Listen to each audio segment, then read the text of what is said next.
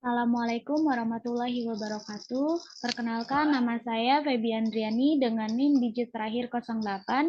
Di sini saya akan mempresentasikan rencana pelaksanaan pembelajaran fisika.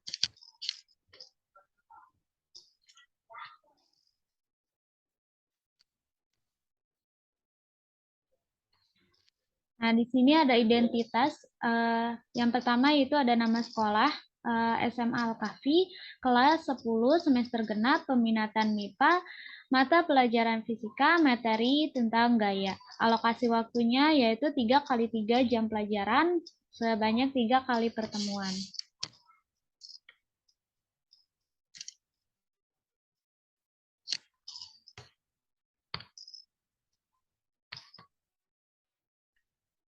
Di sini ada kompetensi dasar.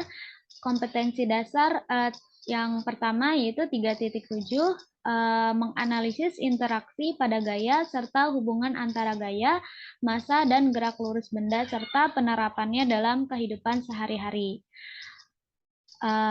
Yang kedua 4.7 yaitu melakukan percobaan, berikut presentasi hasilnya terkait gaya serta hubungan antara gaya, massa, dan percepatan pada gerak lurus benda dengan menerapkan metode ilmiah.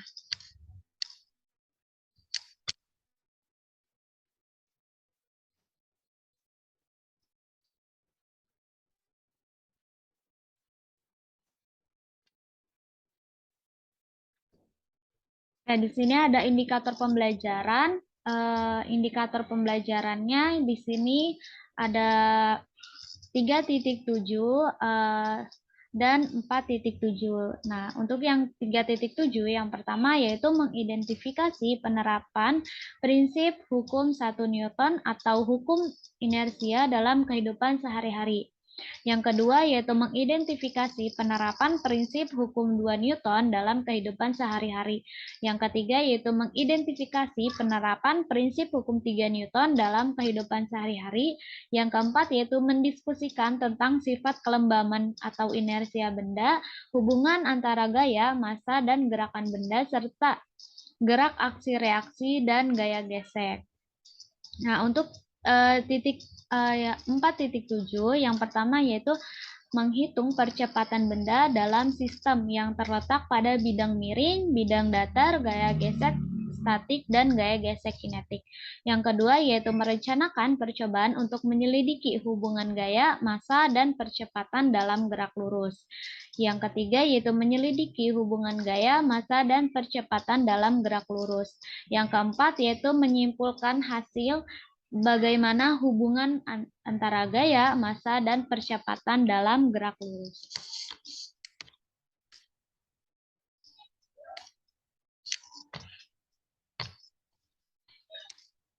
Oke, yang di sini ada tujuan, yaitu dalam pembelajaran di ruang kelas, peserta didik dapat menganalisis hubungan antara gaya, massa, dan percepatan benda pada gerak lurus benda. Peserta didik juga dapat menghitung besarnya gaya, massa, dan percepatan pada percobaan menggunakan gerak lurus di dalam kelas dengan sikap yang disiplin, tanggung jawab, dan kerjasama antar teman kelompok. Dan selanjutnya ada media alat dan bahan ajar yang digunakan dalam pembelajaran ini.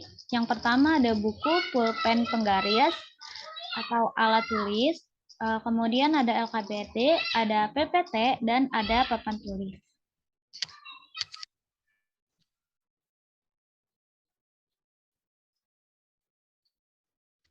Oke, Assalamualaikum warahmatullahi wabarakatuh. Oke, anak-anak, sebelum kita memulai pembelajaran pada hari ini, mari kita membaca doa terlebih dahulu. Ya, kita membaca surat Al-Fatihah, kemudian dilanjut doa sebelum belajar. Berdoa dimulai. Bismillahirrahmanirrahim. Alhamdulillahirabbil alamin.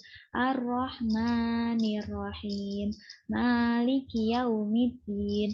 Iyyaka na'budu wa iyyaka nasta'in. Ihdinas siratal mustaqim. Siratal ladzina an'amta 'alaihim ghairil maghdubi 'alaihim waladdallin. Amin.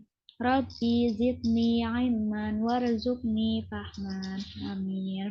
Selanjutnya guru melakukan pengabsenan. Oke, selanjutnya materi pada hari ini yaitu mengenai hukum Newton. Sebelumnya Ibu mau tanya dulu nih. Ada yang tahu gak hukum Newton apa? Ya, jadi hukum Newton ini ada yang tahu gak gaya itu apa? Ya, jadi gaya adalah tarikan atau dorongan yang diberikan kepada suatu benda. Oke, selanjutnya guru memberikan materi mengenai hukum Newton 1, hukum Newton 2, dan hukum Newton 3. Selanjutnya guru membagi siswa menjadi 3 kelompok. Nah, selanjutnya yaitu guru dan siswa melakukan diskusi. Nah, pada tahap ini setelah guru memberikan materi mengenai hukum 1, hukum 2, dan hukum 3 Newton, selanjutnya yaitu guru membagi siswa menjadi 3 kelompok, di mana 3 kelompok ini, kelompok 1 yaitu berdiskusi mengenai hukum 1 Newton. Nah, kelompok kedua yaitu berdiskusi mengenai hukum 2 Newton, dan kelompok 3 berdiskusi mengenai hukum ketiga Newton. Nah, pada kegiatan yang akhir, yang pertama itu siswa menyimpulkan. Nah, dari hasil diskusi ketiga kelompok ini, masing-masing kelompok yaitu menyimpulkan apa yang telah mereka diskusikan secara bergiliran. Nah, yang kedua yaitu siswa mengerjakan soal. Nah, di sini guru memberikan soal kepada siswa sebagai refleksi apa yang telah dipelajari pada hari ini. Nah, kemudian guru menutup pertemuan. Oke, baik anak-anak. Terima kasih telah melakukan pembelajaran hari ini dengan baik. Semoga apa yang kita pelajari dapat bermanfaat dan dapat kita ingat selalu. Nah, sebelum kita menutup, mari kita tutup pertemuan dengan membaca doa. Subhanakallahumma wa bihamdika asyhadu alla ilaha illa anta astaghfiruka wa atubu ilaik. Dilanjut dengan membaca surat Al-Asr.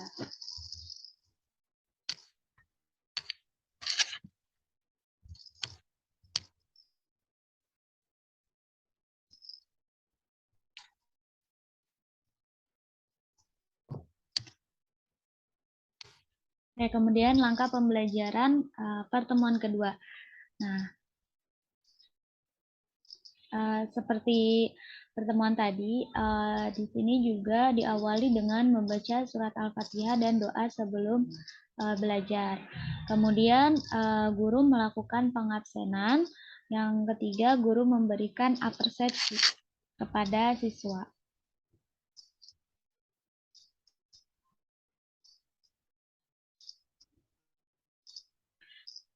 Oke, teman-teman.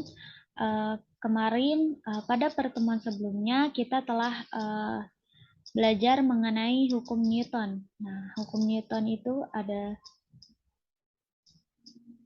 hukum 1, hukum 2, dan hukum 3 Newton. Sebelumnya, Ibu mau tanya, silahkan 3 orang menyebutkan bunyi dari hukum 1 Newton, hukum 2 Newton, dan hukum 3 Newton. Oke. Selanjutnya, silahkan 3 orang menyebutkan contoh-contoh dari hukum 1 Newton, hukum 2 Newton, dan hukum 3 Newton. Oke, selanjutnya yaitu guru memberikan materi mengenai macam-macam gaya. Ya, jadi pada pertemuan kedua ini yaitu mengenai macam-macam gaya seperti gaya gesek, gaya normal, gaya berat, gaya gesek statik, dan gaya gesek kinetik.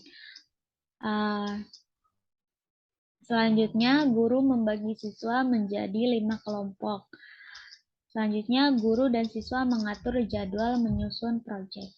Nah, pada pertemuan ini, guru dan siswa mengatur jadwal proyek dan guru memberikan alat-alat bahan apa aja yang akan digunakan apa yang mereka harus persiapkan dalam melakukan percobaan. Nah, pada kegiatan akhir yaitu siswa menyimpulkan. Nah, karena tadi kan telah dilakukan pembelajaran ya mengenai macam-macam gaya. Nah, kemudian di sini siswa menyimpulkan apa aja sih macam-macam gaya yang telah dipelajari dan contoh-contohnya. Nah, yang kedua yaitu siswa mengerjakan soal sebagai bentuk refleksi.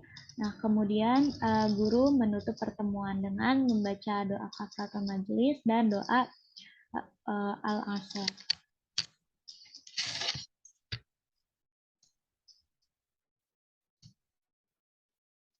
Nah, kemudian langkah-langkah pembelajaran di pertemuan ketiga.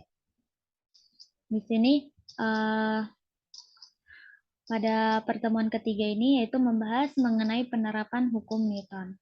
Nah, yang pertama yaitu seperti biasa guru dan siswa membaca doa sebelum belajar. Kemudian dilanjut guru melakukan pengabsenan dan yang ketiga guru memberikan apresiasi.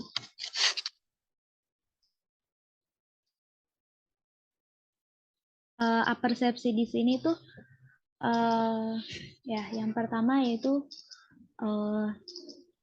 anak-anak kemarin kita telah belajar mengenai macam-macam gaya. Coba siapa yang bisa menyebutkan macam-macam gaya apa saja yang telah kita pelajari? Oke, kegiatan inti. Pada kegiatan inti ini yang pertama yaitu guru memonitor siswa dalam melakukan percobaan. Yang kedua yaitu siswa melakukan analisis. Nah, setelah melakukan percobaan, kemudian siswa menganalisis apa saja yang variabel-variabel yang terdapat pada percobaan tersebut. Nah,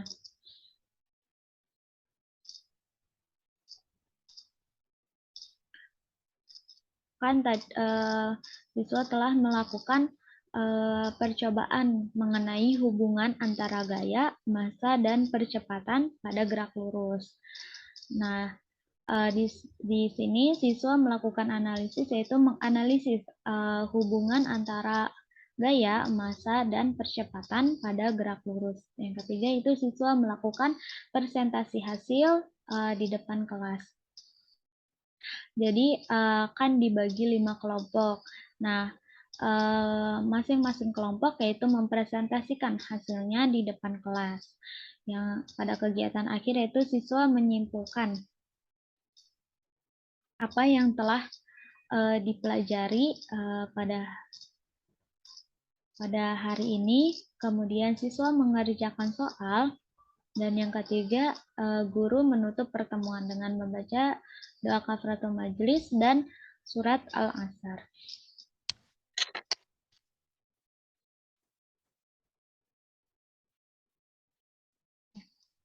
Nah, di sini ada penilaian hasil belajar. Nah, aspeknya itu ada teknik dan instrumen. Nah, pada aspek teknik,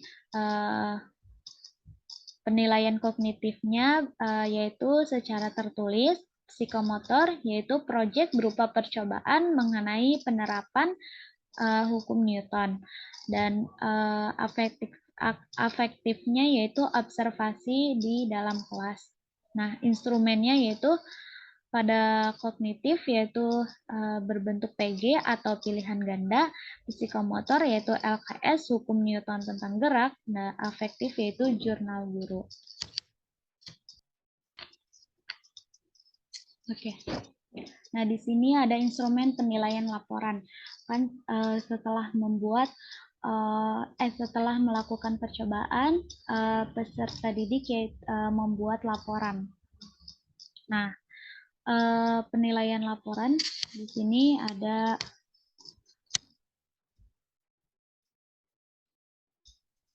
aspek yang dinilai. Yang pertama ada sistematika laporan. Skor maksimalnya yaitu 4. Kelengkapan laporan 4.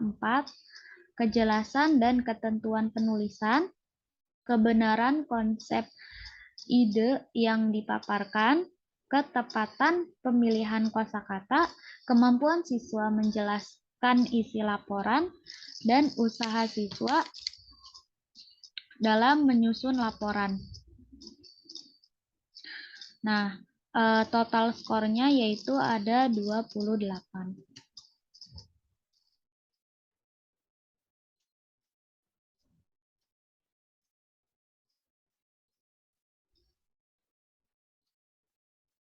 Nah, di sini juga ada instrumen kinerja melakukan praktikum.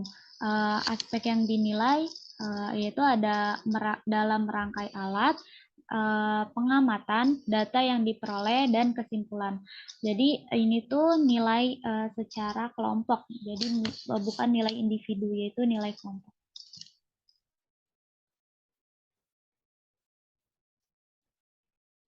Nah, di sini ada rubrik penilaian. Nah, dalam aspek merangkai alat penilaian, satu itu dia rangkaian alat tidak benar, kalau 2 itu rangkaian alat benar tetapi tidak rapi atau tidak memperhatikan keselamatan kerja. Yang ketiga yaitu rangkaian alat benar, rapi, dan memperhatikan keselamatan kerja. Kemudian pengamatan. 1 yaitu pengamatan tidak cermat, 2 pengamatan cermat tetapi mengandung interpretasi. Penilaian 3 yaitu pengamatan cermat dan bebas interpretasi. Nah, kemudian data yang diperoleh. Penilaian 1 yaitu data tidak lengkap, penilaian 2 data lengkap tetapi tidak terorganisir, atau ada yang salah tulis. Nah, penilaian 3 yaitu data lengkap, terorganisir, dan ditulis dengan benar. Nah, pada aspek kesimpulan, penilaian 1 yaitu tidak benar atau tidak sesuai tujuan. Penilaian 2 yaitu sebagian kesimpulan ada yang salah atau tidak sesuai tujuan. Penilaian 3 yaitu semua benar atau sesuai dengan tujuan. Terima kasih atas perhatiannya. Mohon maaf atas segala kesalahan. Wassalamualaikum warahmatullahi wabarakatuh.